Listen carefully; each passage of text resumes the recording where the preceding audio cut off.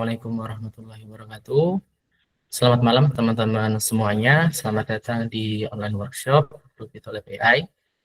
Sebelumnya perkenalkan, saya Muhammad Najib. Insya Allah akan ikut membersamai teman-teman semua pada malam hari ini, di mana di workshop ini kita akan ngebahas nih bagaimana cara ngedevelop OJR. Singkatnya begitu ya teman-teman. Dan tentunya bersama pembicara kita, Mas Ruby Abdullah yang sudah hadir juga di forum ini. Dan sebelum masuk ke workshopnya nih, ada sedikit informasi ya teman-teman, bahwa kita dari Ruby Talib AI lagi buka pendaftaran nih, online class. Kemudian apa aja online kelasnya? Yang pertama adalah Computer Vision Super Class, kemudian yang kedua ada NLP Super Class, kemudian yang ketiga ada Data Engineering Mini Bootcamp. Informasi singkat aja nih, di kelas Computer Vision nanti teman-teman yang mau ikut, teman-teman akan belajar nih dari introduction sampai nanti di akhir teman-teman akan dibimbing untuk membuat project computer vision. Dan kelas ini adalah kelas yang dirancang agar setelah mengikuti kelas ini teman-teman nanti akan siap jadi computer vision engineer. Begitu juga di NLP Super Class teman-teman. Kita belajar teori, kemudian hands-on training, kemudian buat model surfing, dari introduction sampai membuat project NLP juga teman-teman. Kelas juga yang dirancang agar teman-teman nanti siap jadi AI engineer yang menguasai NLP. Kemudian yang terakhir, di kelas Data Engineering Mini Bootcamp, buat teman-teman yang pengen belajar data dan mau jadi data engineer, ini kelas yang tepat banget sih buat diikutin. Semuanya dari teori, praktik, bikin project yang nyiapin banget teman-teman untuk jadi data engineer profesional. Kelas kita interaktif teman-teman. Jadi nanti teman-teman bisa nanya langsung selama sesi kelas maupun di grup diskusi yang kita sediain eksklusif bareng mentor. Teman-teman juga bisa akses materinya nanti selamanya. Jadi materi yang dipelajari selama online kelas nanti, teman-teman bisa akses selamanya, baik selama sesi kelas maupun sesi kelas berakhir. Dan juga grup diskusinya. Grup diskusinya tetap kita buka, bahkan setelah kelas selesai pun, teman-teman nanti masih bisa tanya-tanya nih di grup diskusi yang didampingi mentor secara langsung. Nah, silahkan nih teman-teman pengen belajar di kelas apa, dan kita ada diskon nih lumayan banget, 25% kalau teman-teman pengen ikut ketiga kelasnya. Kelas akan kita mulai pekan depan teman-teman, insya Allah kalau tidak ada halangan. Nah, untuk info kelas lengkapnya, teman-teman nanti bisa akses melalui link yang saya sertakan nanti di kolom chat, dan saya share juga nanti di grup komunitas WhatsApp. Oke, mungkin itu aja informasi singkat dari kami teman-teman sebelum online workshop ini dimulai. Kalau misalnya nanti teman-teman ada pertanyaan terkait online class atau terkait yang lain, teman-teman feel free aja untuk nanyain ke kita. Teman-teman bisa chat melalui admin yang ada di grup komunitas, insya Allah akan kita jawab. Oke, tanpa berlama-lama kepada Mas Ruby Abdullah, kami persilahkan Mas untuk bisa memulai workshop pada malam. Oke, bismillahirrahmanirrahim. Assalamualaikum warahmatullahi wabarakatuh. Bentar aku pasang background dulu biar bagus. Ini karena aku nggak pakai email yang biasa. Don't mean anything about that. Nah, oke lah. Oke. Bismillahirrahmanirrahim. Assalamualaikum warahmatullahi wabarakatuh. Kita akan mulai online workshop kita tentang membahas kenapa sih kok OCR tuh kenapa kok harus pakai LLM buat develop OCR. Ini keresahan pribadi ya, sebagai orang yang sering ditanyai atau dikonsultasi terlihat perkara per AI-an, per duniawian, itu saya sering banget nemukan teman-teman itu sering banget develop OCR. Nanti diskusinya, oh ini LLM ini lebih bagus, oh LLM itu lebih bagus, oh LLM ini lebih ringan, oh LLM itu lebih berat dan seterusnya. Itu hanya membuatku muak aja sih, kayak ya aku sebagai orang yang sudah cukup ya sebetulnya kalau dihitung lama nggak juga sih ya, around almost 5 years in computer vision world, kayak yang dulu LLM belum se-hype sekarang, jadi kayak ngerasa perasaan dulu develop OCR gak harus gitu banget kok, sekarang harus gitu banget kayak gitu. Memang lebih gampang dari sisi kita as a developer, sangat jauh lebih mudah. Tapi kan ya kali gitu loh, kita mau pakai itu terus. Berat kata kayak kita punya tugas untuk mungkin kita mau renovasi satu buah kamar ya. Kita mau renovasi satu buah kamar di sebuah rumah. Ketimbang kita harus sewa satu traktor besar langsung kita hancurin, blang. Bisa, cepat mungkin, tapi kan mahal gitu loh. Dan mungkin bisa kerusakannya kemana-mana, bukan cuman ke situ aja. Lebih baik kan mungkin manggil tukang yang jago, yang paham teknik, tapi cuman pakai palu dan linggis, palu yang besar, linggis bisa dijebol temboknya, kayak gitu. Jadi di sini kita akan bahas soal itu. Mungkin kita akan bahas soal gimana sih cara develop OCR tanpa LLM, dan mungkin sedikit tips-tips engineering mindset yang eh, menghindarkan teman-teman dari over engineering. Tenang aja, aku pernah ada di tahap itu. Nggak semua orang tiba-tiba jadi jago dan tiba-tiba jadi, aku pun juga masih belajar. Kita pasti masih adalah di tahap-tahap di mana kita sangat hype dengan metode baru langsung dicoba ke production kayak gitu. Setiap developer AI terutama pasti akan mengalami hype seperti itu. Ada YOLO baru langsung dicoba. Ada apa baru langsung dicoba tanpa mempertimbangkan beberapa aspek. It's okay. Aku juga gitu. Setahun, 2 tahun pertama karirku, setahun sih terutama. Bahkan mungkin sampai 2 tahun, mungkin memang rada telat sadarnya. Kayak gitu. Oke, kita langsung masuk ya.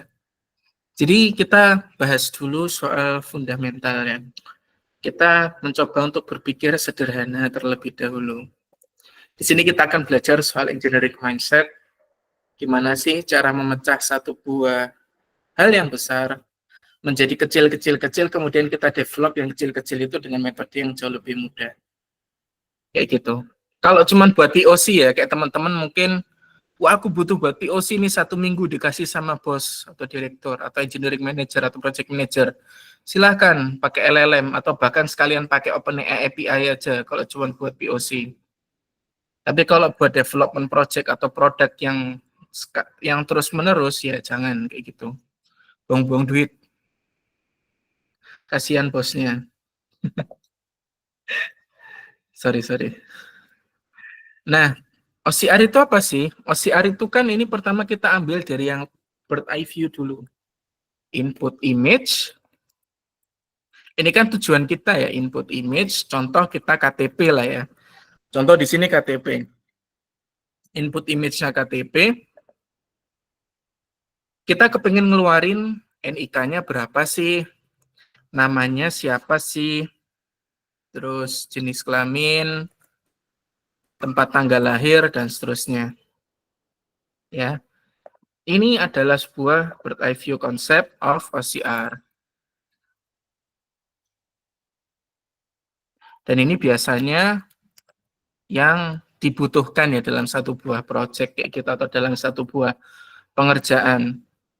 Nah, kemudian setelah kita bicara soal bird eye view concept, mari kita pecah.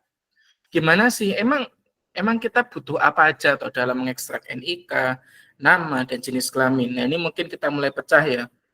Di dalam part OCR ini kita butuh apa aja sih? Pertama, kita perlu mengekstrak teks dari satu buah image atau satu buah gambar. Oke, kita perlu mengekstrak sebuah teks dari mengekstrak teks dari sebuah gambar. Di mana ketika kita mengekstrak sebuah teks dalam sebuah gambar, ini contoh tak masukin gambar. Nanti ini input KTP yang bakal kita pakai juga. KTP. Namanya Billy Bumblebee, si Fulan. Nah, berarti kan kita harus bisa ngeluarin tulisan-tulisan kan dari NIK lah, 317, bla bla bla, dan seterusnya. Kemudian yang kedua adalah mengelompokkan setiap teks ke dalam kelompoknya. Contoh, di dalam KTP ini kita kepengen ekstrak provinsi, kemudian kota, NIK, nama, tempat tanggal lahir, jenis kelamin, golongan darah, alamat, RT, RW, kelurahan desa, kecamatan, agama, dan seterusnya. Oke. Setelah kita tahu ada dua step ini bisa kita pecah lagi. Biasanya di dalam kasus OCR itu ada yang namanya text detection, dan ada yang namanya text recognition. Oke. Ini akan dipelajari lebih detail di dalam online class, jadi aku nggak perlu jelasin terlalu macam-macam, karena memang ini bukan fokus bahasan kita tentang text detection sama metode text recognition. Intinya text detection itu mendeteksi dan melokalisasi posisi teks, dan text recognition itu dari hasil croppingan teks. Kayak contoh provinsi DKI Jakarta, dia akan di crop, dia akan mengoutputkan satu buah teks provinsi DKI Jakarta Timur, kayak gitu. So you can check it on the class lah, kalau teman-teman pengen belajar lebih dalam. Ya, promosi tipis-tipis, gak apa-apa. Tapi kayak gitulah. Oke, kita lanjutkan. Nah, mengelompokkan setiap teks ke dalam kelompoknya, nah, ini yang kita akan bahas lebih detail di pertemuan malam ini. Nah, untuk mengelompokkan setiap teks ke dalam kelompoknya itu ada beberapa metode. Kita bisa menggunakan pola teks. Pola teks itu kayak gimana sih? Ini yang dulu tak pakai ya, dulu sebelum aku menggunakan metode yang terbaru yang aku pakai sekarang, yang ternyata jauh lebih efektif dan sangat mudah untuk diimplementasikan. Aku dulu pakai pola teks. Pola teks itu gimana? Jadi contoh gini teman-teman. Di sini kan ada NIK 3175007, ini kita ambil satu baris dulu aja. Kan pasti kan deteksinya bentuknya kayak gini ya, kotak begini, terus nanti ada tulisan NIK. Terus nanti ada lagi seperti ini. Di sini 3175017 bla bla bla. Nah, dari sini biasanya itu tak kelompokkan dari sisi horizontal ya, ke kanan itu vertikal. Kok dan suka kebalik-balik. Let's say it's a vertical lah ya. Aku kelompokkan secara vertikal. Jadi setiap teks ini aku kelompokkan secara vertikal. Jadi provinsi DKI Jakarta kan mungkin kepisah-pisah, kan aku kelompokkan dalam vertikal kayak gitu. NIK ini juga vertikal, nama Billy Bumblebee si Fulan, tempat tanggal lahir Surabaya, tak jadiin satu vertikal. Berarti nanti bentuk output teksnya akan jadi seperti ini. NIK titik 2 bla bla bla bla bla bla. Si angka aja sih, enggak terus. Nah, contoh kayak gitu. Terus nama tik kayak gitu dan seterusnya. Nah, nanti ketika aku menemukan kata-kata NIK atau sesuatu yang mirip dengan NIK, maka ketika ada digit di sampingnya itu maka akan dianggap sebagai NIK. Contoh nih, kan ini let's say biar gampang NIK sama nama aja ya, John kayak gitu. NIK 1984 bla bla bla, namanya John.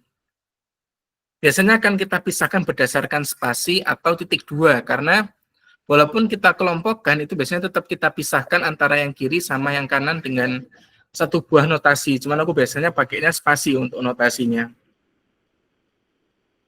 Kita akan membagi teks ini menjadi list dengan pemisahnya antar enter ya. Karena kan ini dikelompokkan ya. Berarti bentuknya kurang lebih seperti ini. Ntar nih mungkin tak kasih panah. Teks ini tak copy aja. Kita paste. Buat nunjukin tak kasih koma. Tak kasih gini. Sama gini. Jadi dalam bentuk list. Oke. List kayak gini. Nah, setiap string di dalam list, oke, ini kan karena sudah terpisah ya, setiap string ini,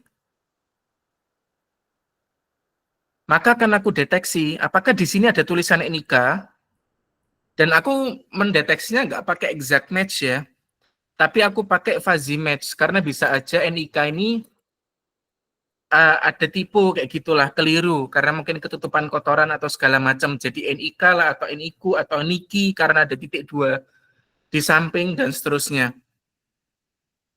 Aku pakai fuzzy match, nama pun juga sama. Nanti tinggal tak ambil yang di belakang. Kalau di sini yang ngambil yang di belakang, intinya sama lah. Jadi mungkin aku tulis seperti ini ya. Merekognisi pola awal, pola kata atau mungkin pola kata ya, kata pertama untuk mengambil kata terakhir atau sesuai dengan pola yang kita tentukan kayak gitu. Apa sih problem dari metode ini? Problem metode ini kalau dikodingkan itu bakal sangat kotor sekali. If else-nya itu bakal sangat banyak. Apalagi NIK memiliki pola sendiri, nama memiliki pola sendiri, tempat tanggal lahir memiliki pola sendiri. Apalagi kadang tempat tanggal lahir kan harus dipisah, tempat sama tanggal lahirnya, jenis kelamin, golongan darah, alamat, RT RW dan seterusnya. Oke. Dan itu kotor banget. Jadi produknya jadi waktu itu aku pakai pedal OCR buat text extraction-nya.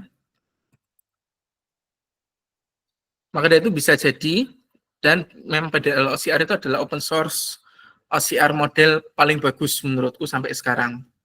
Belum ada yang ngalahin pedal OCR, kecuali mungkin yang LLM yang baru, nggak tahu ya, belum pernah nyoba juga. Karena memang aku nggak butuh untuk develop OCR dengan LLM untuk sementara.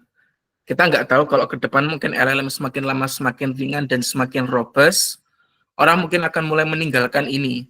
Sebagaimana dahulu OCR itu di-develop pakai image processing, nggak pakai deep learning. Cuman karena deep learning semakin lama semakin murah, akhirnya orang pun berlari ke deep learning. So technology is gonna become cheaper and cheaper, kayak gitulah.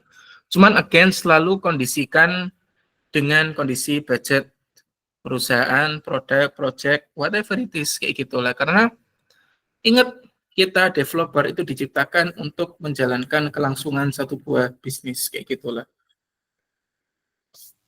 Kayak gitu ya, ya that kind of things lah.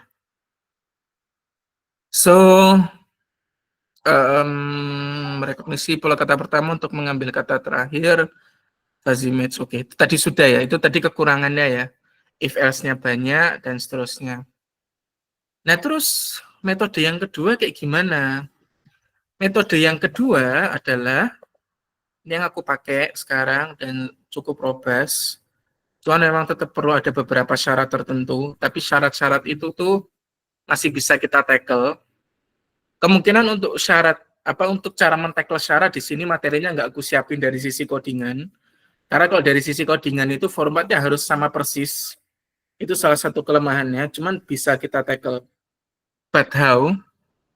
Mari kita bahas. Jadi gini teman-teman. Untuk yang B, kita akan menyiapkan namanya acuan. Acuan itu gimana? Jadi gini.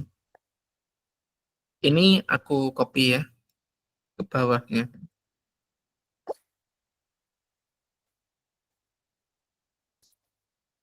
Mungkin aku langsung praktek aja kali ya. Untuk acuan itu kayak gimana.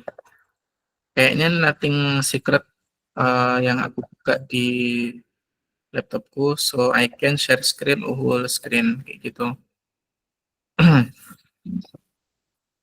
Let's say ini aku sudah bikin kelas dokumennya. Ini nanti kita bahas soal klasifikasi dokumen juga soalnya. Gimana cara ngehandle beberapa dokumen. Barangkali kalau teman-teman develop RAG dengan bisa ngupload receipt, ya ini bisa kepakai banget lah. Atau ngupload beberapa dokumen di dalam satu buah sistem yang sama. Ini kita akan menggunakan aplikasi yang namanya LabelMe. LabelMe itu adalah annotation tool. Sebetulnya you can use anything lah ya, as long as teman-teman bisa menggunakan anotasinya lah kayak gitu. Cuman aku suka label me itu karena dia outputnya JSON. Dan outputnya JSON itu lebih memudahkan aku untuk mentransformasikannya dalam bentuk codingan. Let's say di sini aku sudah berikan beberapa acuan, contoh provinsi, Jakarta Timur, NIK, pilih Bumblebee si Fulan, Surabaya, laki-laki, golongan darah, dan seterusnya. Nah, dalam kasus ini, ketika bounding box, kan OCR-nya juga ngeluarin bounding box ya teman-teman. OCR itu juga ngeluarin bounding box sebagai output, nggak cuma teks aja. Ketika bounding box-nya itu saling berinterseksi dengan acuan yang saya buat, maka dia bagian dari itu. Contoh, aku sudah bikin acuan di posisi ini. Ya, NIK ini, kemudian posisinya NIK di sini. Nah, dengan begitu, acuan tersebut, dia akan dicek apakah mereka saling berinterseksi atau enggak. Aku dalam menghitung intersection pun aku nggak pakai perkalian. Karena kalau pakai perkalian, boros di CPU. Nanti aku tunjukin code-nya, ntar aku langsung buka code aja kali ya. Rumus intersectionku cukup sederhana kok. Aku pakai boolean untuk intersection-nya. Bukan di sini. Sorry.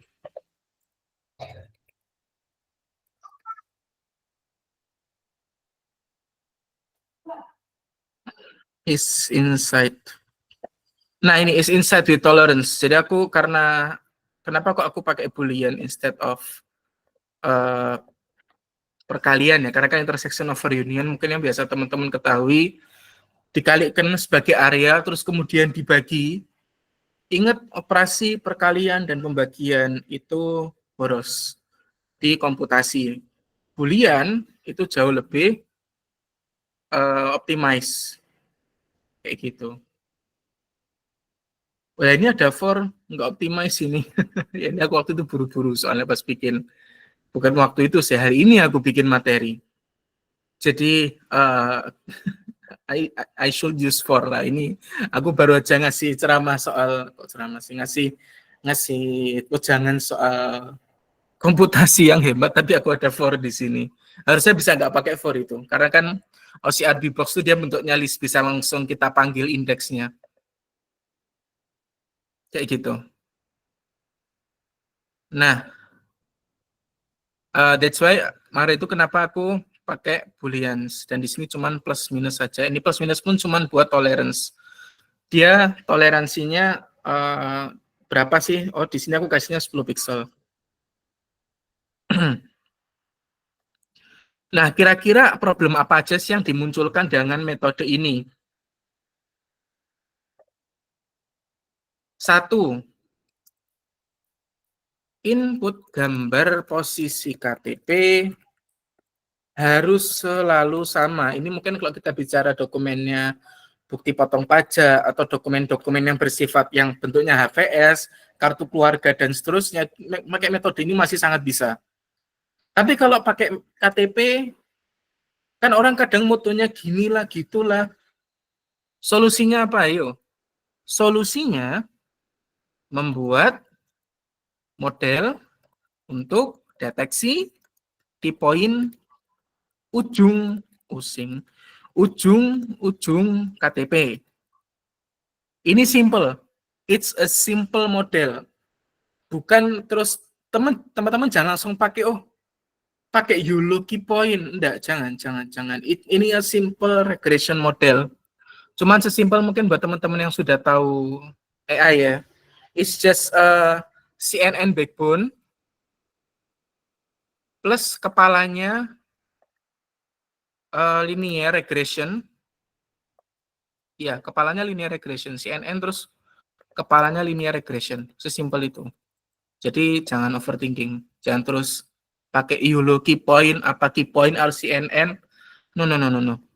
Karena outputnya cuma 4 titik, kita nggak bicara multiple object detection, tapi single object detection alias single object key point detection, di mana kita akan mendeteksi titik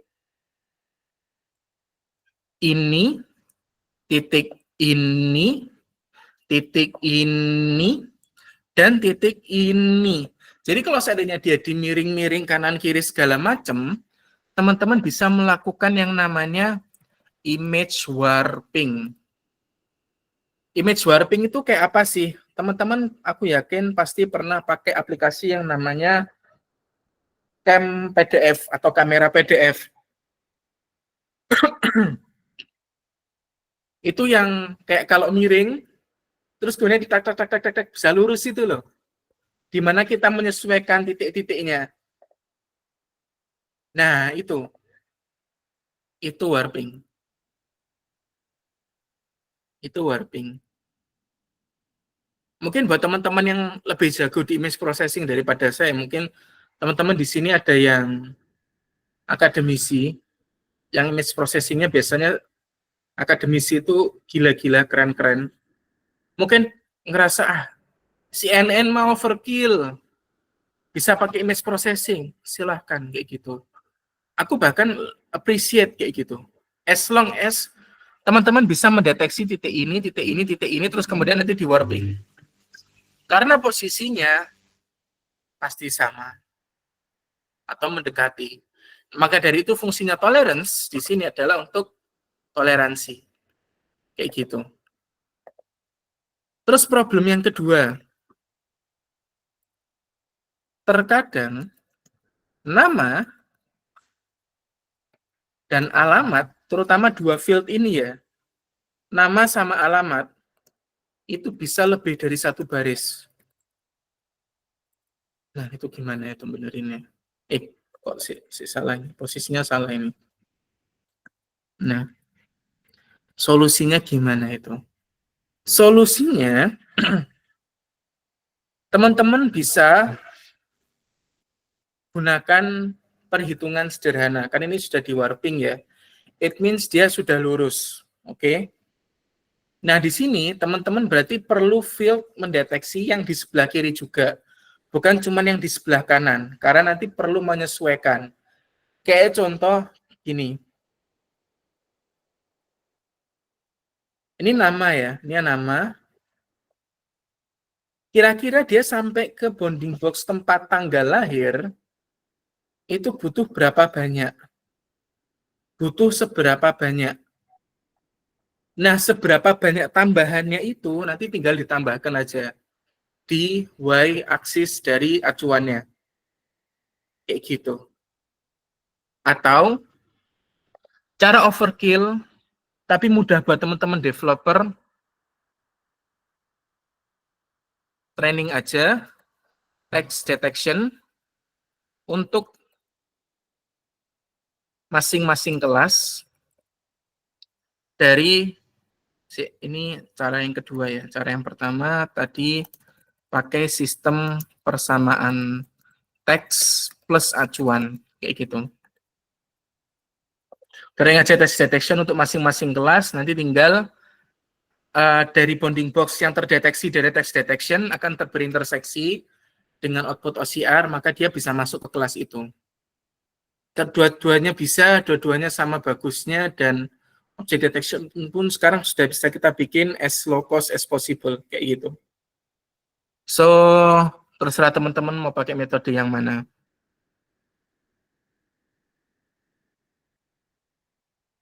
Oke, kayaknya nih everything yang sudah aku jelasin. Mungkin sebelum kita lanjut, akan ada satu pertanyaan lagi. Lah ini oke, pakai satu dokumen. Kita ini ngedevelop RAG. Kita butuh beberapa dokumen untuk kita upload, terus kemudian mungkin berinteraksi ya, agentic RAG. Maka solusinya gimana?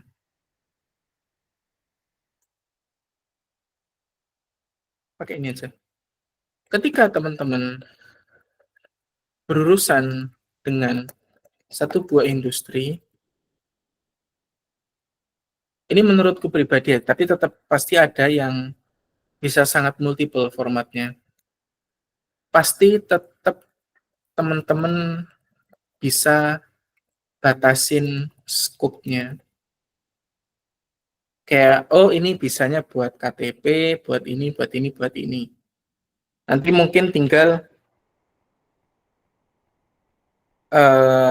contoh teman-teman batasin buat KTP sama bukti potong pajak yang akan kita proses habis ini.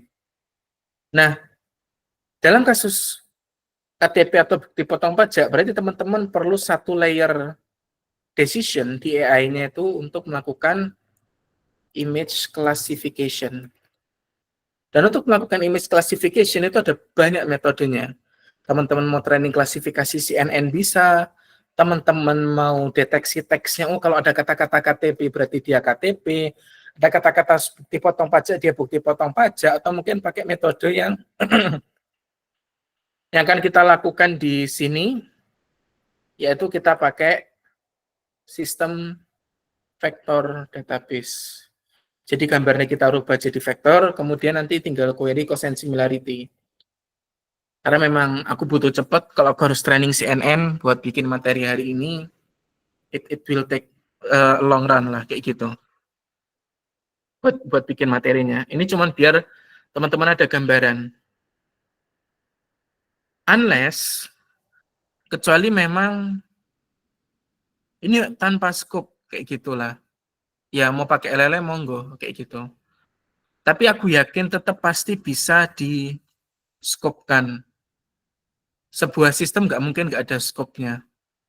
Seliar-liarnya scope, pasti tetap nggak mungkin di atas, nggak mungkin seliar itulah pokoknya. Dan kita sebagai developer harus bisa mengskopkan itu bahkan di dalam programnya sekalipun. Jadi kayak mungkin ngerasa, oh ini bukan kelas ini nih, ya ditolak kayak gitu. Atau mungkin kayak gimana, oh sekarang versi kita belum support seperti itu. Bla bla bla dan seterusnya.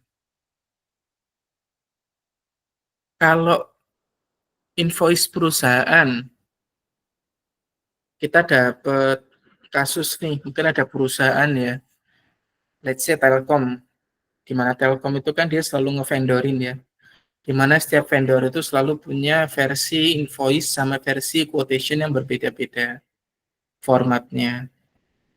Maka solusinya gimana? Mungkin itu baru saatnya menggunakan LLM di kasus seperti itu. Walaupun aku yakin kalau kita bedel, itu masih bisa kok pakai OCR yang biasa, pakai OCR tradisional. Karena ada satu metode yang belum aku pelajari tapi sudah pernah dipakai sama salah satu timku di perusahaanku yang lama. Dia pakai clustering buat entity extraction-nya. Cuman karena aku belum belajar dan belum pernah nyoba, nggak bisa ngajarin. Mungkin teman-teman bisa search sendiri di Google menggunakan K-means, bukan K-means sih, pakainya agglomerative clustering. Bukan. Aku lupa. Pokoknya kalau nggak salah hierarchical clustering lah kayak gitu. Dia pakai itu untuk mengelompokkan field-fieldnya. Karena fieldnya custom banget. Pada saat waktu itu di perusahaanku yang sebelumnya. Sayangnya aku belum belajar, jadi karena aku juga belum pernah ngadepin kasus seperti itu di perusahaanku yang sekarang, jadi aku belum belajar itu. Tapi kalau teman-teman tertarik, teman-teman bisa cari. Kenapa kok aku bisa bilang seperti itu? Karena Amazon OCR atau Textract, AWS Textract, itu punya dua level OCR. Ya, yang pertama cuma jadi output teks aja. Yang kedua sampai jadi per field. Nggak mungkin dong ini pakai LLM, ini sudah dari awal-awal aku jadi developer. Bahkan sudah jauh dari sebelum itu. pasti dia pakai metode tradisional, cuman aku belum belajar aja. I hope mungkin one day aku belajar dan aku jadiin online workshop free lagi. Karena biasanya aku bikin online workshop free itu kadang bisa dalam bentuk, ya aku ingin mempromosikan sesuatu, kadang dalam bentuk atas keresahan pribadiku, ya biar teman-teman pada paham aja sih. Kayak gitu. Jadi biar teman-teman pada, oh gitu tuh caranya. Oke. Kayak gitu. So, ya mungkin nanti aku bakal belajar. Kalau AWS Extract aja bisa, kenapa kita harus pakai LLM? Sayang, okay, maybe next time I will learn it and we can make the second part. Mungkin some of you might disappointed, but at least with this method yang pakai acuan, you can solve at least 70 until 80% lah of your problem. Kayak gitu. Oke. Nah, sekarang kita masuk the fun part, coding. By the way, sorry, di beberapa catatan ini nggak aku masukin di coding karena memang ya I do my best for the code, but ya nggak sempat aja kayak gitulah. Jadi pertama di sini ada app.py, di mana di sini sudah ada ktp.json ya, ini output dari aplikasi label.me tadi, yang ini. Di outputnya jadi ada JSON-JSON seperti ini. Kemudian bukti potong pajak juga sama. Dan kita langsung lompat ke app2.py aja kali ya. Karena kalau app.py sebetulnya sama, cuman bedanya di app2 ini ada klasifikasinya. Oke, ini kenapa kok langsung bentuknya dalam bentuk endpoint? Karena fun fact ini aku langsung copyin dari salah satu project kami. Kayak gitu. Don't worry, it's not that apa ya, nggak terlalu confidential juga. And this is our new method. Dan itulah. Oke, from fast API, import fast API, file upload file at HTTP exception. From build, import image draw. From torch vision, import models, transform, import torch, import os, import JSON. From typing, import dict, list.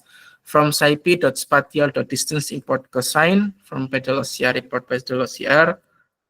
Kita import temp file juga buat temporary file system dan import numpy.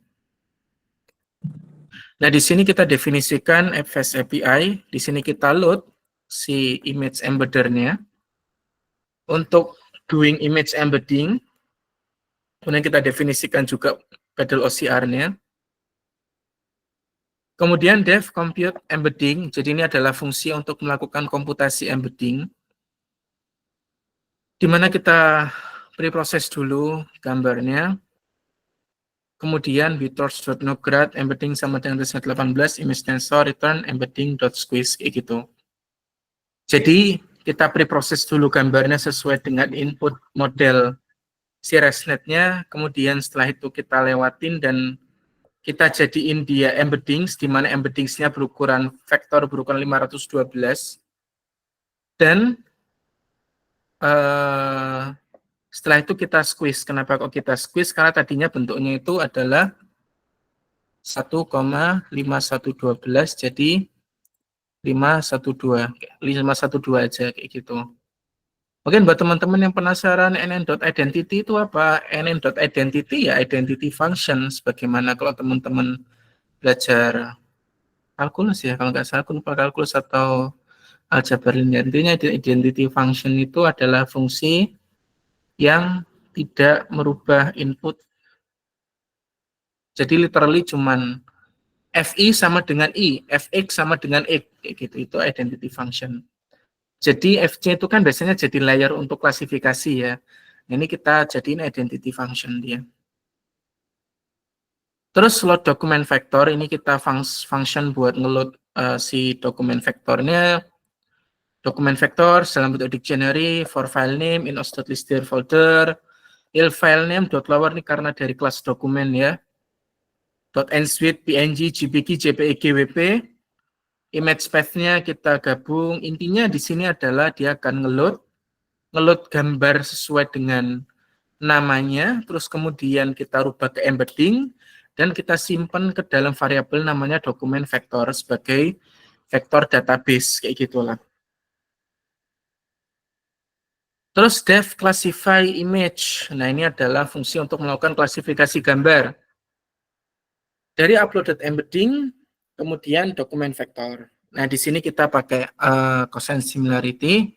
Nah, similarity minus float in closest document none. For doc name, doc data in document vectors dot items.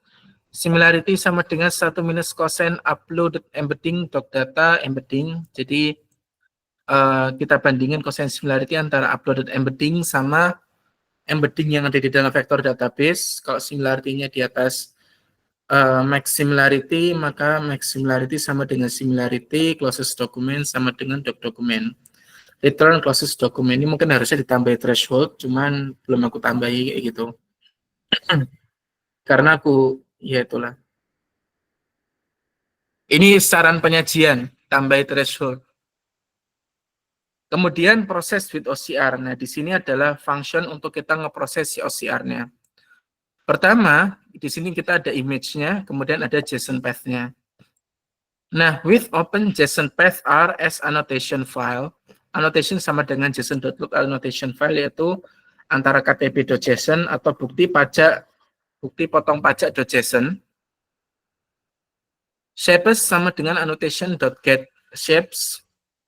Image width, image height, image size. Kenapa kok kita perlu dapetin image width sama image height? Terkadang resolusi gambar itu bisa berbeda-beda. Nah, kita tuh perlu melakukan yang namanya normalisasi. Karena di sini itu kita tersimpan di JSON-nya itu dalam bentuk pixel letak kondisi pixel asli dari gambarnya. Padahal resolusi input gambar bisa berbagai macam. Lalu kita perlu normalisasi dari si lokasi-lokasinya. Ini result mapping. Pertama ini secara default shape label. Jadi kayak contoh nih di KTP yang lebih sedikit ya. Provinsi, kabupaten, kota, bla bla bla, nama, lalala, itu kita stripin semua. Kita stripin semua for shape in shapes kayak gitu. Kemudian draw sama dengan image to draw image. Ini lebih ke untuk debugging aja. Pas coding kayak gitu. Kemudian tolerance sama dengan 10. For shape in shapes, points sama dengan shape points. X1, nah ini proses normalisasinya, jadi kita mentransformasikan width input menjadi width anotasi. Kayak gitu. Jadi kita lakukan normalisasi. Kebalikannya. Di sini kita rubah width anotasi menjadi width input. Begitupun juga untuk yang height-nya. Intinya X1, Y1, X2, Y2. Kita rubah posisinya dari yang dalam bentuk anotasi menjadi dalam bentuk image input. Kemudian kita jalankan OCR ke keseluruhan gambar. Enggak terus kita cropping satu-satu dan kita jalanin OCR, enggak. Tapi kita jalanin OCR setelah satu gambar penuh. Karena kalau kita lakukan cropping itu ya makan komputasi. Again, kayak gitulah. For line in OCR result, setiap baris di OCR result, di sini kita dapetin OCR bounding box-nya, kita dapetin OCR text-nya. For shape in shapes, di setiap shape di dalam shapes, kita cek label sama dengan shape label, point sama dengan shape point.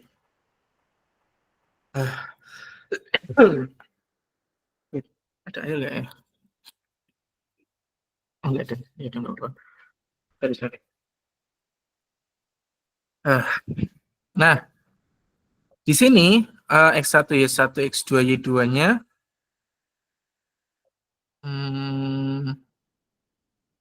ini kenapa tak jalanin lagi ya?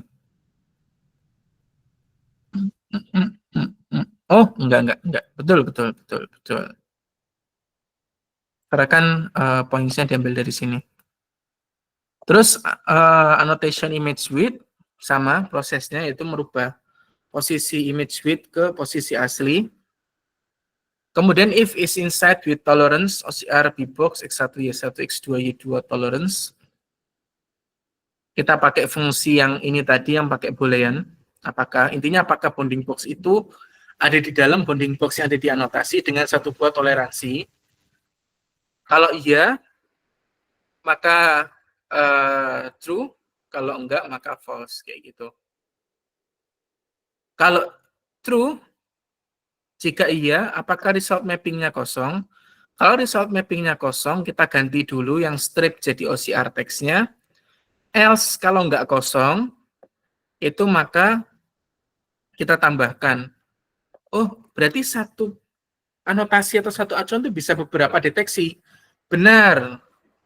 Contoh di bukti potong pajak. Ini 45, 465, 515 itu bakal jadi satu deteksi sendiri-sendiri. Kayak gitu. Terus return OCR X1, enggak, bukan yang ini. Terus ditambah lah, kayak gitu. Result mapping sama dengan post-process result. Nah, post-process result ini sebetulnya bisa kita lakukan beberapa ya, kayak correct digits, remove punctuation, dan seterusnya, kayak gitulah. Cuman di sini langsung aku lewatin, karena memang untuk kemudahan aja sih. Ini kalau seandainya teman-teman butuh untuk typo correction dan seterusnya, bisa dimasukin ke sini.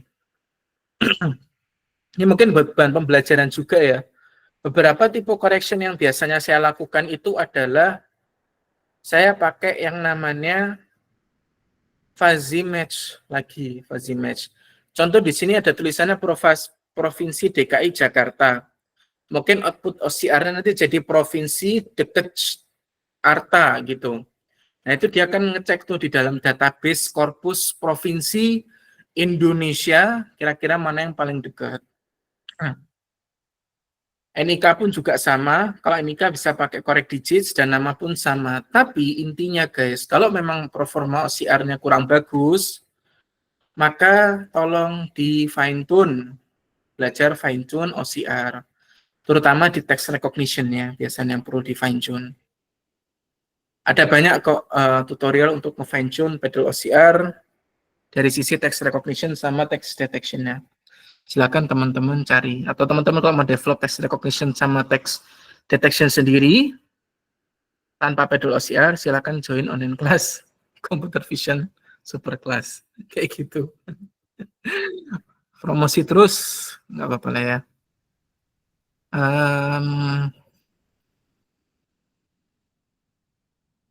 Terus ya, kalau sudah for file name in os.list dir ini dihapus. Oh, ini kayaknya aku nggak pakai ini. Ini, oh iya, ingat aku. Ini karena codinganku yang sebelumnya aku pakai PDF, harus ngerubah ke image dulu. Dari PDF dirubah ke image. Karena memang PDF-nya hasil scan-scanan.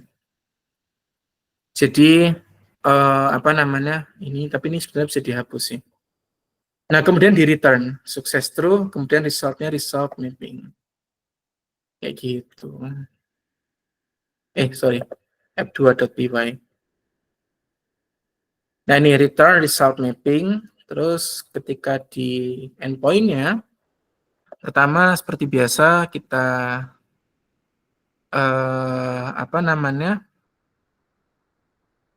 load si image-nya, kemudian kita rubah jadi embedding, kemudian kita klasifikasi dokumennya apa, kemudian kita dapetin JSON path-nya dari vektor database-nya, kemudian kita dapetin OCR result dari proses with OCR dengan image sama JSON path-nya. Kemudian nanti dia akan nge-return success true classified as closest document, OCR result, OCR results. Ya, kayak gitu. Tanpa berlama-lama lagi, langsung kita coba UV corn F2 app reload. Tunggu aja, take time soalnya karena ada proses ngeload data dan dirubah ke embedding dan disimpan ke vektor database, jadi memang endpoint-nya butuh waktu buat nyala. Try it out, choose file, Kita coba ktp.png, kita execute. Nah, di sini dia sudah keluar provinsi DKI Jakarta, Kabupaten Kota Jakarta Timur, NIK, nama, tempat tanggal lahir, jenis kelamin, golongan darah, alamat, jalan di mana. Oh, 100 nih kayaknya ada tipu nih di sini. RT RW, kelurahan desa, kecamatan, agama, status perkawinan, pekerjaan, kewarganegaraan. See? Easy. Dipotong pajak juga. Kita execute. Ini berarti aku bukti potong pajak nyari di Google ya. Saya tidak ngawur itu untuk mengambil data official yang asli lah. Tidak berani aku. Di nomor H1-nya segini, pembetulan ke 0, PBB dipotong, NIK dipotong karena kosong ya jadi strip, nama dipotong, masa pajak, kode objek pajak, dasar pengenaan pajak, tarif persen 2, NPWP pemotong, nama pemotong, tanggal pemotong ini perlu diproses, nama penanda tangan, semuanya bisa terrekognisi. Loh ini spasinya gimana? Spasinya bisa teman-teman lakukan dengan fine tuning kayak gitu. Ini memang ada problem di spasinya kayak gitu.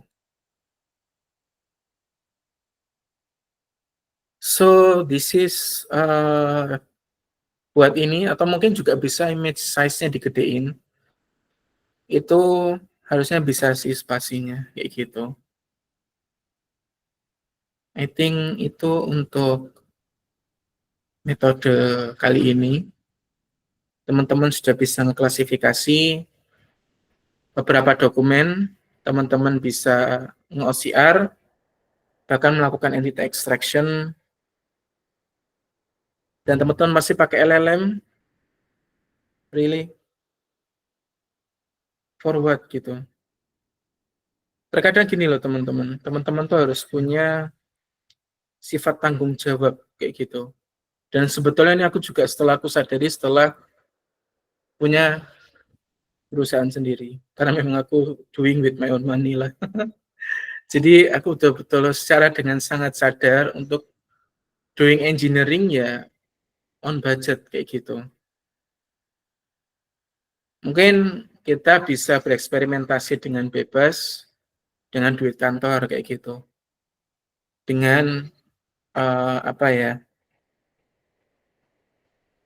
resource yang sangat besar, but if you can use as small as possible, then use as small as possible. Dan ini yang selalu aku lakukan ke klien-klienku. Kalau aku selalu bisa menyarankan yang termurah atau tercheap ya, dari sisi resource untuk deployment, maka aku sarankan itu. Kayak gitu. Karena kalau kita bicara soal engineering ya, itu ada yang namanya development cost, dan ada yang namanya production atau deployment cost.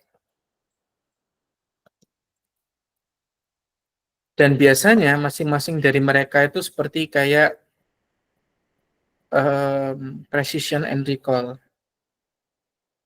Kalau dalam AI ya, mungkin analoginya. Tapi kalau dalam fisika, kayak gerakan mekanis sama gerakan apa gitu, aku lupa. Kayaknya aku nggak bisa ngasih analogi yang itu. Intinya, mungkin kita bisa invest di development cost yang sedikit lebih mahal atau sedikit lebih lama.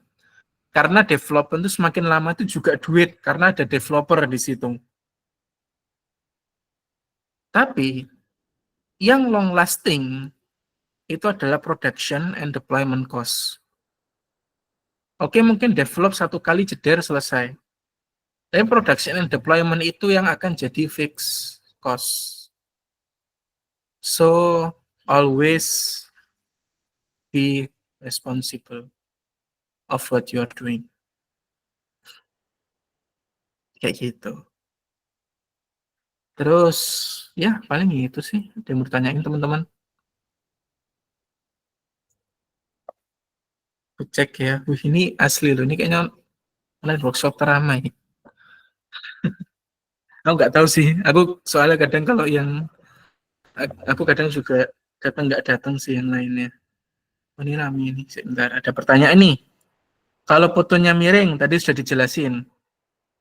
Gimana kalau case-nya produk komposisi atau informasi yang ada di produk makanan atau minuman dan juga produk kesehatan, Mas? Pakai clustering. Kalau annotate satu-satu, pasti wasting time, Mas. Tetap satu scope konteks. Oh ya, wasting time ketimbang wasting money, Mas. Buat production. Dan again, bisa pakai clustering itu. Saya juga mau tanya, kalau case-nya unstructured layout, coba dijelaskan, Mas, unstructured layout kayak apa, Mas? Open mic aja nggak apa-apa, Mas. Andrian Firmansyah.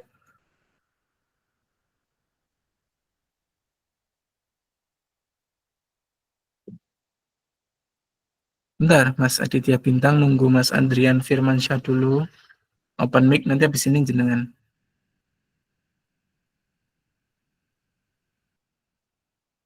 Halo, Mas Halo, Andrian Firmansyah. halo, udah Halo, masuk Mas. iya. Sip, Ya, masuk, masuk. Kalau ya, case-nya structured layout itu kayak gimana, Mas? misalnya kayak dalam kemasan makanan gitu kan, di situ kan ada banyak kayak apa namanya tulisan-tulisan gitu kan. Kan kalau di kita misalnya pedal OCR kan kalau kita misalnya pakai kamera kita foto kan hasilnya kan beda semua gitu. Mm-mm, Misalnya saya mau ambil expi apa ada manufaktur number apa produk sel number makan atau apa gitu yang mm-mm, ada di situ kan itu kan posisinya tuh kadang-kadang di atas kadang-kadang di bawah terus mm-mm. beda gitu ya itu gimana untuk apakah pakai object detection itu apakah bisa dilakuin buat nyari manufacturer numbernya gitu terus di OCR kan gitu. It's a good question, Mas. Jawabannya bisa. Sebetulnya gini, ketika kita mau mengkonstruk satu buah logika desisi untuk computer vision atau AI, itu kita sebetulnya bisa kita pecah ya. Contoh, tadi itu sampel yang bagus, manufacturing number. Kira-kira di dekatku ada sampel bungkus makanan enggak ya? Bentar.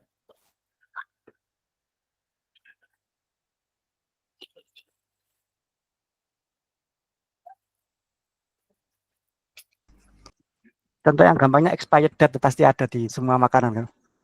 Oke, ini aku ada ini apa itu soda ya. Kita coba expert di mana ini? 10/2026, Oktober 2026. Oke, pertama bisa kita coba definisikan dulu. Bisa nggak sih kita definisikan kita, jadi ini memang it's salah satu rule thumbs up ya yang dari Google Developer AI itu, kalau bisa kita definisikan expired date itu ada polanya, maksudnya memang polanya itu bisa kita definisikan dalam skop yang nggak terlalu banyak ya. Ibarat kata if else-nya nggak perlu sampai ratusan atau bahkan ribuan, atau mungkin pengkondisian decision-nya nggak perlu sampai ratusan atau ribuan,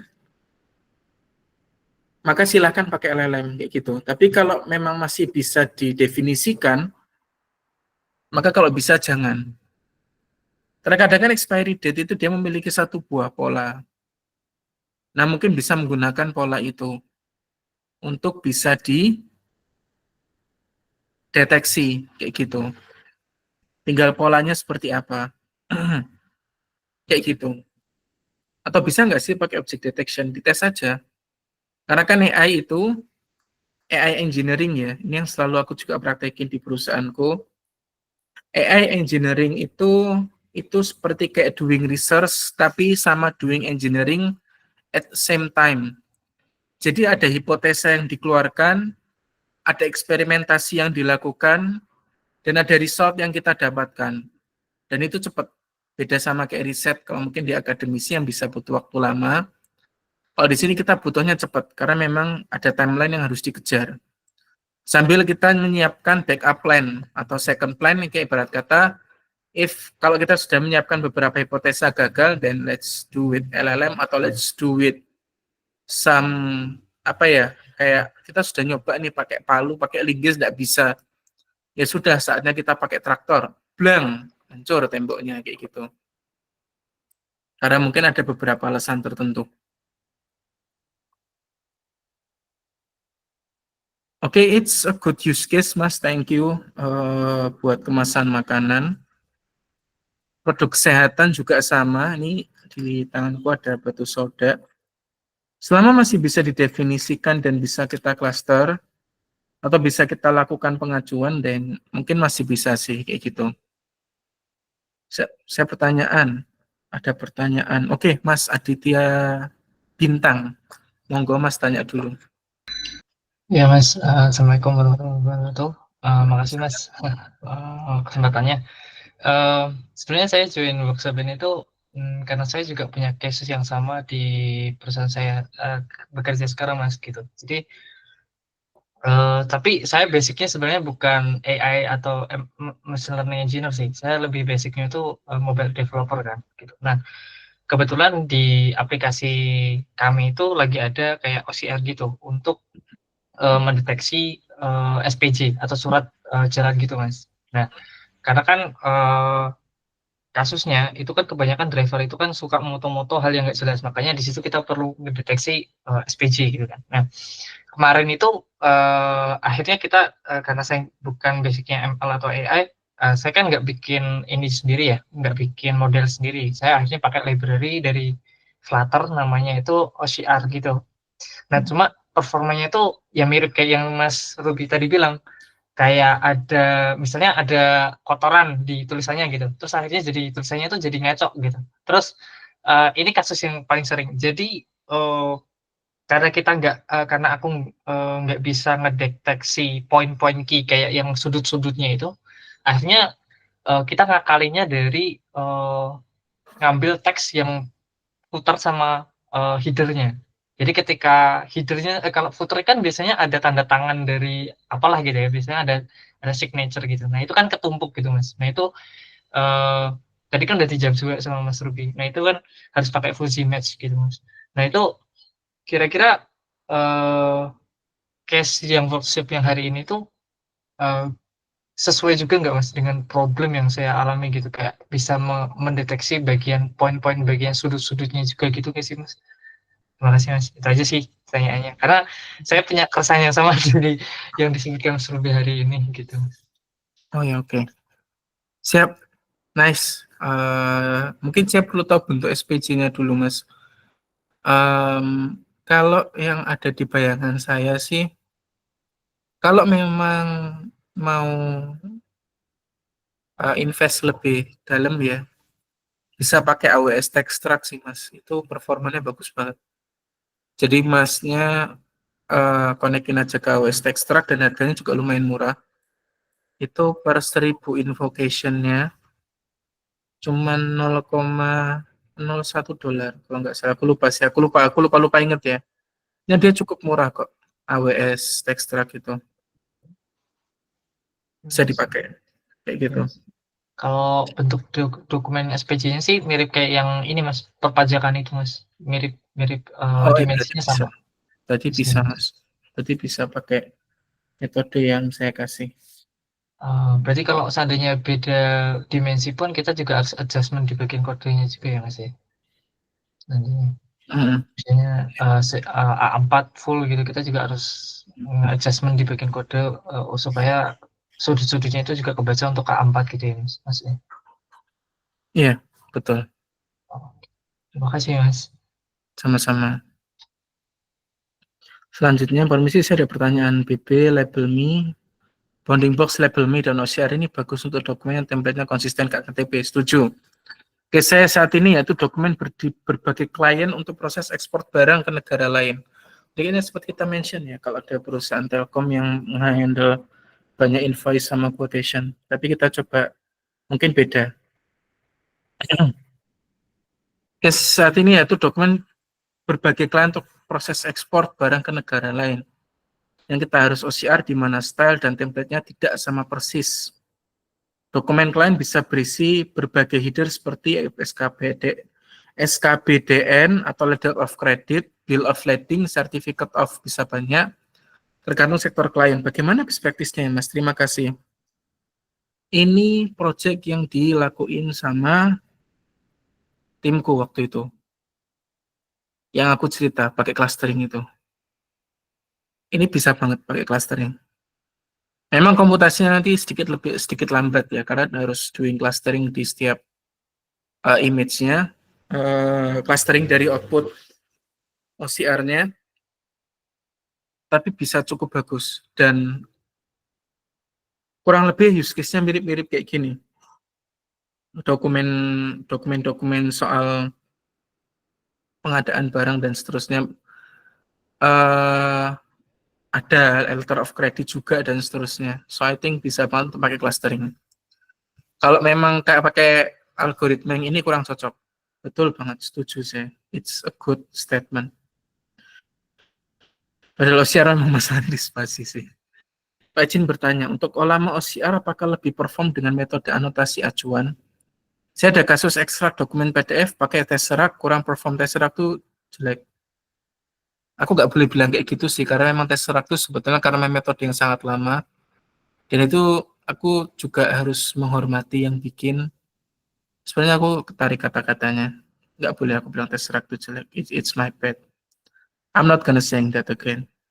Tesseract itu outdated. Mungkin itu bahasa yang lebih baik. Karena mungkin ada orang yang rela nggak dibayar untuk berjuang nge-develop Tesseract. Saya ada kasus ekstrak dokumen pakai Tesseract kurang perform dan bincang second-nya udah pakai Vertex OCR, pakai Paddle OCR. Oh, Mas Bayu Zen.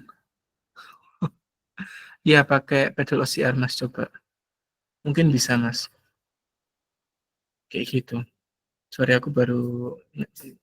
Nah, apakah LLM itu dasar machine learning? Tidak, LLM itu adalah teori advance dari machine learning. Jika teman-teman mau belajar machine learning dan langsung melompat ke LLM, maka silakan treat LLM sebagai tool. Dan jangan belajar terlalu dalam. Nggak ada masalah. Aku pun dulu juga belajar machine learning langsung lompat ke deep learning, langsung lompat ke YOLO. Ya, something that makes me happy lah about learning this. Cuman ya lama-kelamaan aku belajar semuanya. Sampai saat dalam-dalamannya pun aku pelajari karena memang ada kebutuhan. Untuk di beberapa project harus doing extremely custom model. Ada pertanyaan lagi mungkin? Silakan raise hand by chat.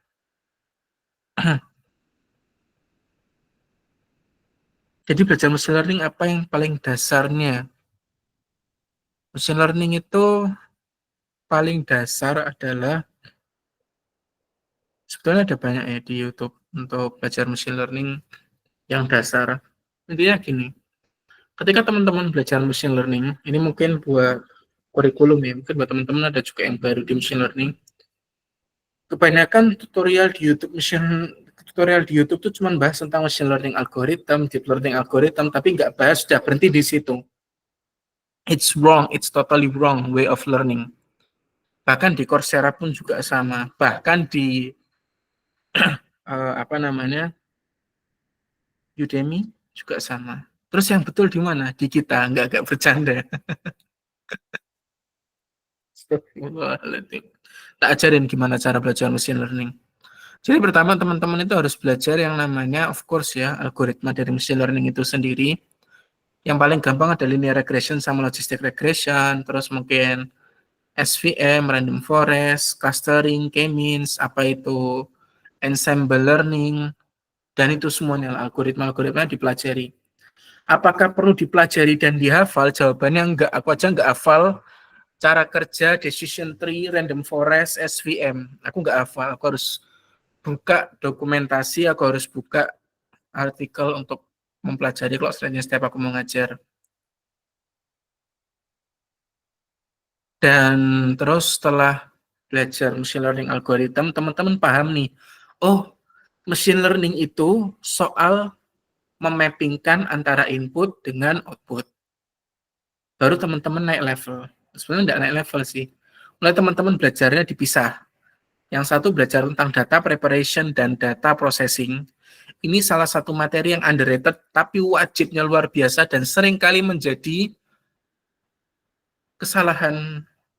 sumber kesalahan seorang junior developer di AI. Tentang data processing dan data preparation. Silakan belajar tentang itu. Salah satu resource belajar machine learning end-to-end paling bagus menurutku adalah ada di perusahaan kami, nggak aku bercanda, ada di fullstackdeeplearning.com. Bentar, aku copyin ya linknya ya, fullstack deep learning. Atau mungkin teman-teman cari sendiri ya di Google, fullstack deep learning. Itu dari universitas, aku lupa universitas apa, tapi itu it's a very freemium course yang ibarat kata aku yakin kalau bukan mereka yang bikin pasti harganya jutaan. Setelah belajar tentang data preparation, mungkin naik level ya dari machine learning, belajar deep learning, belajar model serving. Apa itu model serving?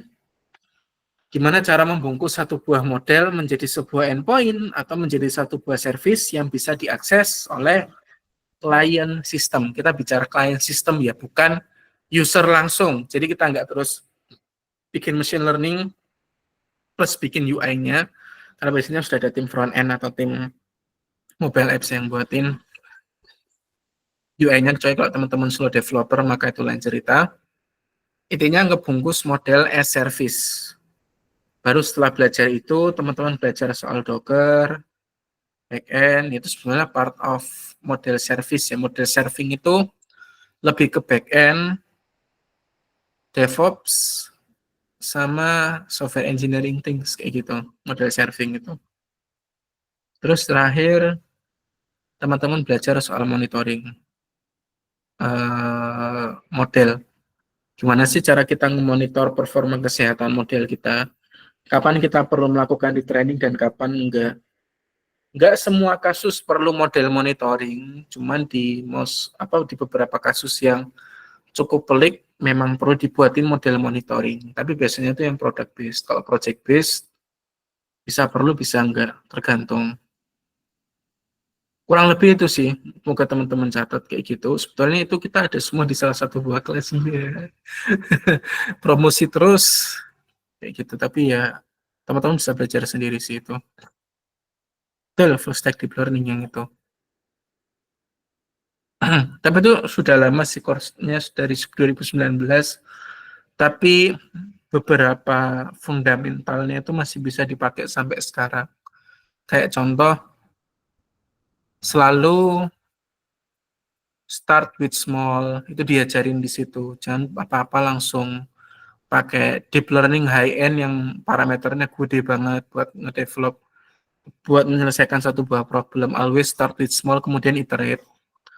Itu salah satu yang paling aku ingat. Terus masalah data preparation, terus kemudian masalah problem understanding, dan seterusnya. Itu banyak banget dibahas di situ. Itu lebih ke teori banget. Cuman teori sama kaedah. Kaedah itu bahasa Indonesianya apa ya? Pokok-pokok terhadap ilmu machine learning kayak gitulah, sesuatu yang betul-betul tidak ada di YouTube. Walaupun itu di hostnya di YouTube ya. Full stack deep learning itu diupload di YouTube, cuman ya viewernya harusnya banyak ya, karena memang banyak juga kok influencer AI yang nyaranin buat belajar itu atau belajar course-nya sendiri ya. Atau ya kayak gitulah. Kurang lebih seperti itu. Gimana caranya kalau pakai open source model OCR itu lebih murah komputasinya?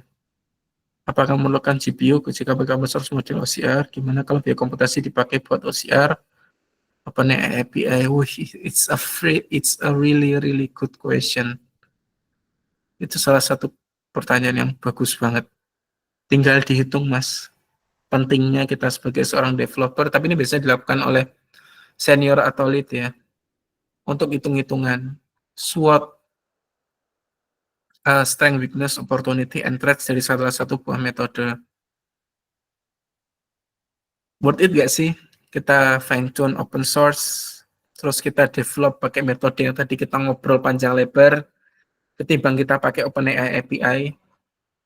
Kelebihannya apa, kekurangannya apa, cost-nya kayak gimana, kayak gitu. Terkadang tuh kalau kita pakai external service itu, apalagi kalau kita perusahaan BUMN atau mungkin bahkan badan intelijen negara, tentara, terus pakai external service, ya lucu sih. Data-data rahasia dilewatin ke external service, data-data yang harusnya jadi keamanan negara.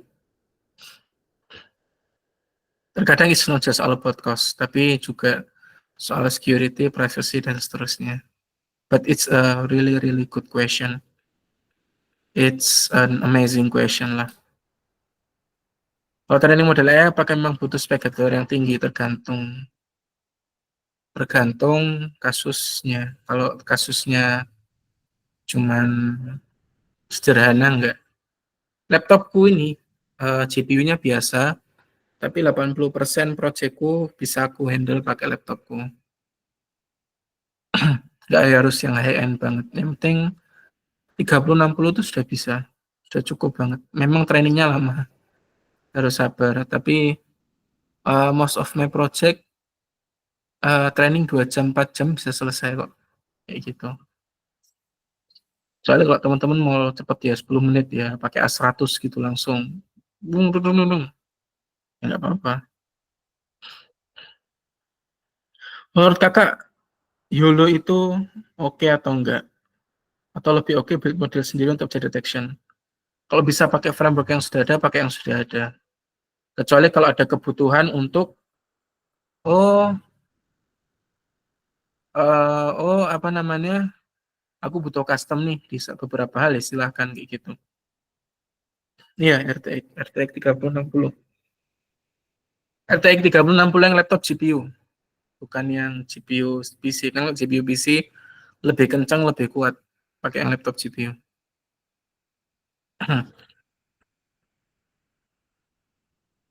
Buat project apa dulu untuk dasar machine learning? Di Kaggle banyak, bisa dicoba. Yang di Kaggle itu, di Kaggle itu teman-teman bakal belajar soal data processing sih. Mungkin teman-teman nggak belajar soal model serving ya, tapi soal data processing belajar. Karena memang datanya itu ada beragam banget. Ada beragam, ada berbagai macam bentuk format data, ada semua. Teman-teman bakal belajar soal data processing sama preparation. Soalnya kalau data preparation itu lebih ke jam terbang di project sih. Karena kan kita menciptakan data yang dari tidak ada menjadi ada. Kalau pakai NPU yang banyak dipakai di laptop, bela-bela aja bisa nggak? Belum pernah nyoba. Belum pernah nyoba. Nggak bisa kasih statement. 2060 masih mampu nggak, Mas? Masih.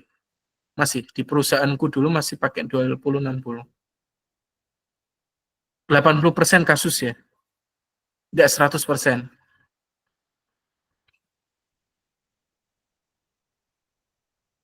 Ada lagi? Sesi tanya jawab. Monggo. Sampai jam 9:30 pas lah. Mumpung ada waktu untuk saya di hadapan teman-teman.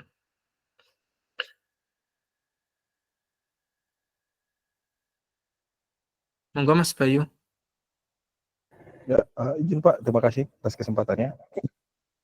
Saya mau nanya, kan PDF itu kan sebenarnya ada 2 tipe ya Pak ya. Ada yang sebenarnya di-convert dari image jadi PDF, ada juga yang emang dari Word ke PDF gitu ya.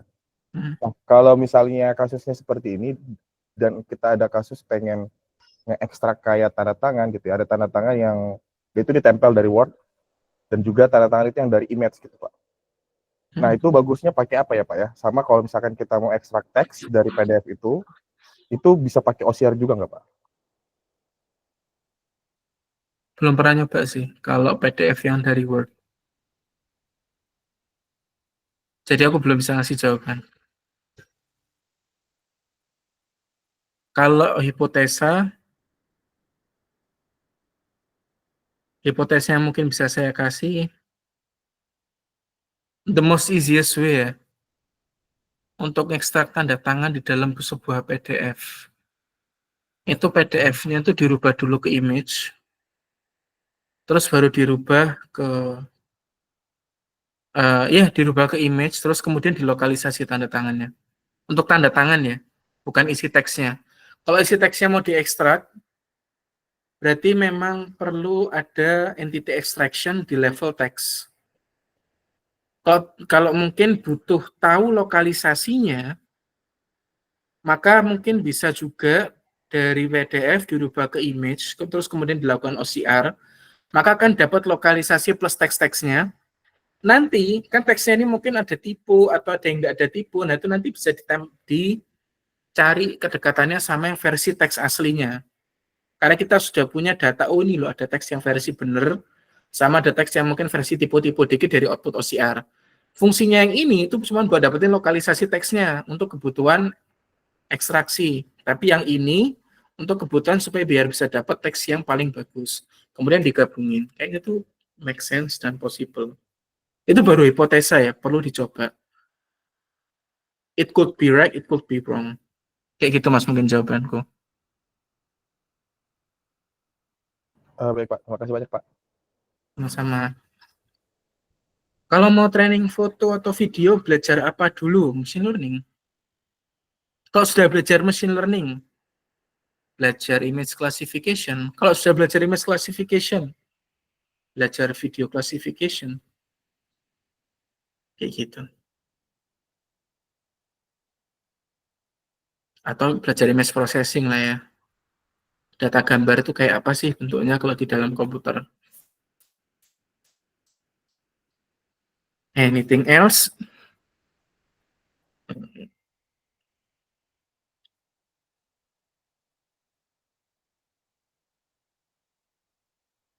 Maaf Pak, mau tanya. Berarti ada kata-kata, ada tipe, berarti ada proses yang kotor.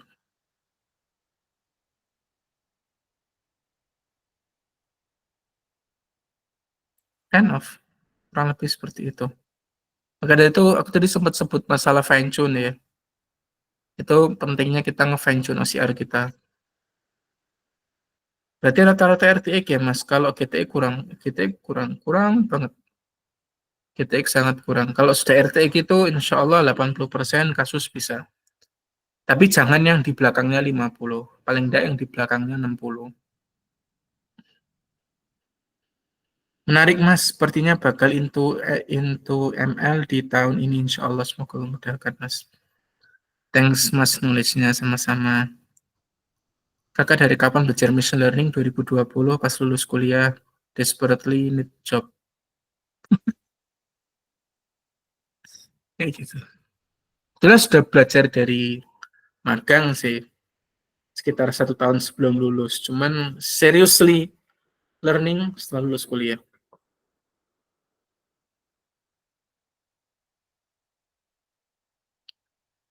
Kalau yang di belakang 50 kenapa Mas? Kurang bagus performanya.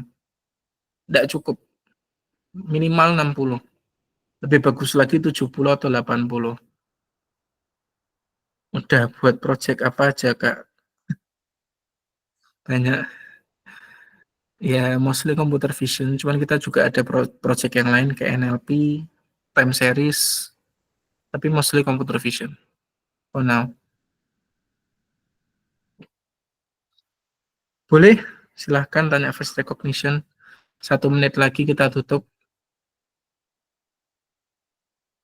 Buat processing image yang miring supaya jadi lurus, saya sarankan pakai shift. Nice. Thank you.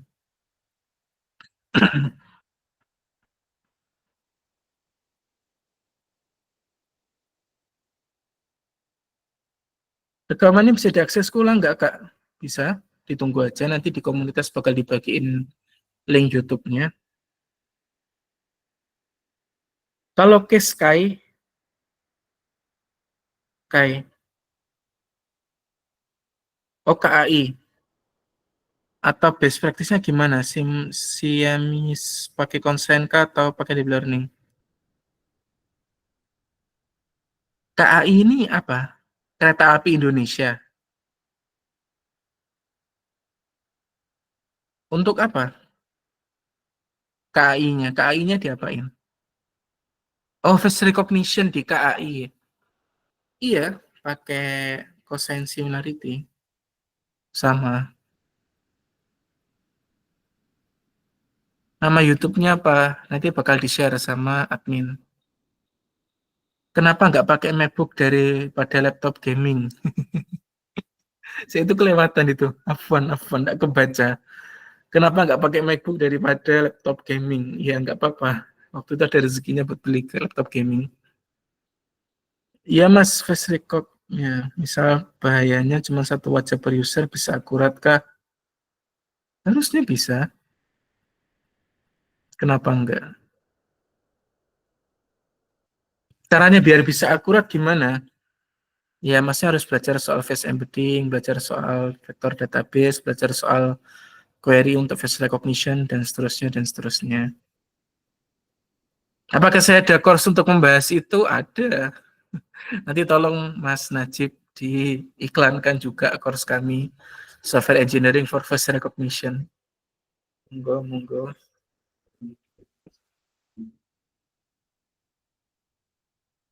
Oke, kayaknya cukup ya. Sudah 21.31.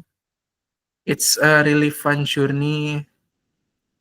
Course-nya berbayar, Mas. Tidak gratis. Sorry. Thanks for the journey. Nanti mungkin kita suatu saat lagi bakal ngadain online workshop lagi yang isi aku 300.000 Mas untuk face recognition. Sama-sama.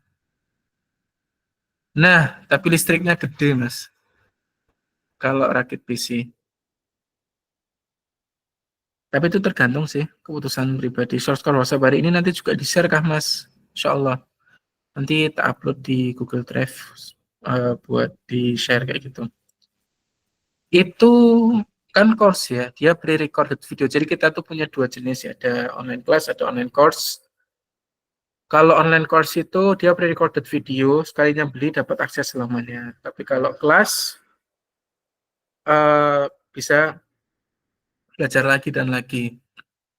Mungkin aku ingetin lagi ya buat teman-teman yang tertarik buat belajar computer vision secara umum, silakan ikuti kelas kami Computer Vision Super Class. Kelasnya akan segera dimulai dalam waktu dekat. Jadi segera daftar sebelum kehilangan tempat duduknya di kelas nanti. Jadi tolong segera daftar.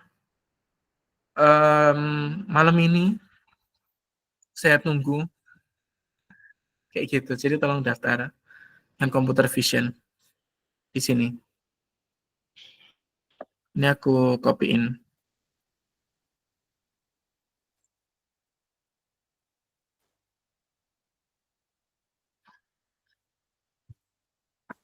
Silahkan daftar. Saya tunggu 10 detik untuk daftar. Enggak. Saya tunggu sampai malam ini lah ya. Buat teman-teman daftar, untuk segera daftar, supaya teman-teman semakin jago lagi dalam computer vision, supaya teman-teman bisa semakin pintar lagi.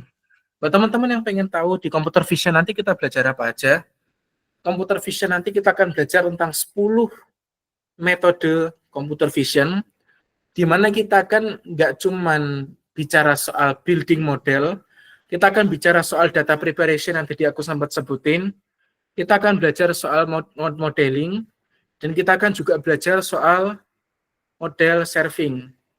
Dan model servingnya bukan dalam bentuk endpoint HTTP aja. Teman-teman bakal belajar soal message broker untuk kasus streaming, kayak gitu.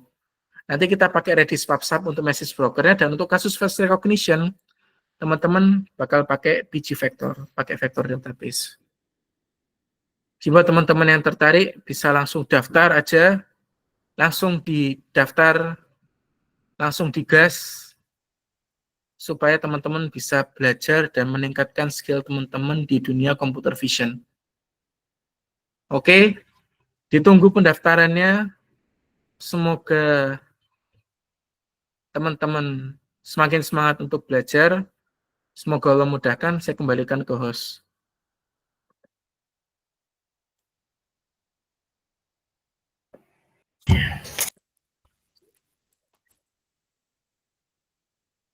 Oke, Oke, terima kasih Mas Ruby Abdullah atas penyampaian materinya pada malam hari ini. Dan ya, jangan lupa teman-teman daftar online kelas, Computer Vision Superclass terutama, dan juga online kelas yang lain, NLP Superclass maupun Data Engineering Mini Bootcamp, yang linknya sudah saya share di grup komunitas WhatsApp.